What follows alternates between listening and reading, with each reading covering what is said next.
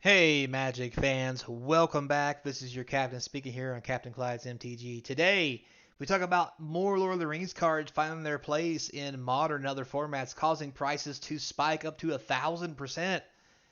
And more Magic 30 products are coming out, and they're sold out. So, before we get started, don't forget, comment, like, subscribe, hit that notification bell. If you subscribe, it helps keep the channel sponsor free. I do appreciate it. Try and get to 1,000 subs, so help a brother out. So, let's talk about one thing first. Cards spiking by 1,000% from Lord of the Rings. Is it possible? Could we have a set that's not going to just go straight in the toilet after release? Actually, maybe. Um, the set's doing really well. Lots of cards have already found their way into the market, into decks. Orcish Bowmasters, the One Ring, many other cards are finding homes and their prices are reflecting it. Um, but with that said, some cards have now come out of the woodwork for several reasons. One of those cards is the picture you're seeing right here. So, this card um, is Lorien Revealed. It was selling for about 30 cents on MTG.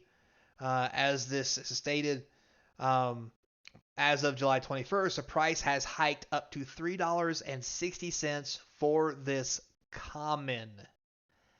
Let me say it again, but slower. Common. And I ain't even talking about what the foil price is going for. Um, so yeah, the card's price is from 29 cents to 238. It's up to 360 now. The foil is going for over $6. It's really insane.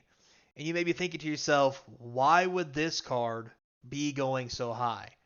Well, let's scroll down here and take a look at it. So here you have it. Let's remember we actually talked about this card in some of my videos. 2 blue and 3, draw 3 cards as a sorcery. That's fine. But the key word here that we're not seeing that's really important is island cycling. That's right. Who would have thought island cycling would be the key point to this card? Here's why. Uh, this is being played in modern and many older decks because of any color, you can get an island out of your deck. So remember, it says island card. You can get dual lands. You can get any land that says island on it. It doesn't have to be a basic. It's not a fetch. And when you play this in things like Murktide Regent, where you want to, take cards out of your graveyard to make the Murktide cast for 2 and make it huge, or if you want to play in Pauper, where you have a Tolarian Serpent, which costs 1 less to cast for every sorcery instant in your graveyard, this is basically turn 1 2 mana. You put it in your graveyard to make something cost 1 less. Plus, it's getting a land out of your deck to thin your deck and guarantee you a land drop. This card has really come out of the woodwork and was really missed by a lot of people, even me. Um, I was not as big on this card as I should have been. And also, too, in these older formats like Modern and stuff, it's still a blue card. You can pitch it to a Force of Negation. You can pitch it to a Force of Will. Like, it's still good. And worst case scenario, you pay 5 mana and draw 3 cards. But if the game has come to a stalemate and that's what you got to do, at least you have options. Like, there's a lot of good things going on with this card, and because of that, it's really going up in the ranks. And there's other cards as well. Sauron's Ransom is seeing a lot of play in some decks and has really went up the food chain as far as price goes. They talk about it here as well. We all know about the Bowmasters. Everybody wants it banned. Sauron's Ransom is another card that we kind of slept on. But I did mention I thought that was a really good card because it was basically a better Factor Fiction. But even with that, I didn't think it would take off like it is because it's really packing heat and it's coming in hot. So it's really interesting as we look at this stuff and play this game, the weird things that come out of the woodwork that we never really see, and no matter how much we look at it, nobody even says anything until we start playing with the cards. And that's the thing, that's the great thing about Magic, is the ability to play with the new cards, make new decks, and change the environment. Which is one of the reasons we need to get away from reprinting as much and make newer cards. You want to change the environment, you want to make cards available, make newer cards that feed older decks, feed newer decks, build newer decks, and stop worrying so much about pumping product down our face when we love to build decks with the cards that we have. I mean, that's just me. You guys tell me if I'm wrong, but I think it's cool. I mean, because if you think about it, there's all kinds of things going on that these cards are part of, and what's really funny is it's a common and an uncommon making these big waves. Now, granted, Bowmasters are making big waves. It's, people are wanting it banned already, but it's a rare. So we kind of expect to see that every now and then, maybe even a mythic. We're talking uncommon and common cards making huge splashes. Like, remember when Iteration, the red-blue card for 2 mana that lets you look at 3 cards, exile 1 in your hand, 1 on the bottom, the exile card can be played for that turn. Remember everybody thought that, that seems to be pretty good, and then it started showing up in Modern, and then Legacy, and then Commander, and then every format until it got banned. Like sometimes they don't realize how good these cards are until we get a chance, until they see us play with them, the players, and show them where they have erred. So very interesting. If you got some of these cards and you got them in foil, especially, make sure you look up your prices before you get trading them off. If you wonder why, this is why these cards are hitting big and doing very, very well. So, with that also, we do have news of new Magic 30 products coming to stores. It's already sold out. I don't know if we can get it. Here it is. That's right. A crossover with Cheez-Its. Yep.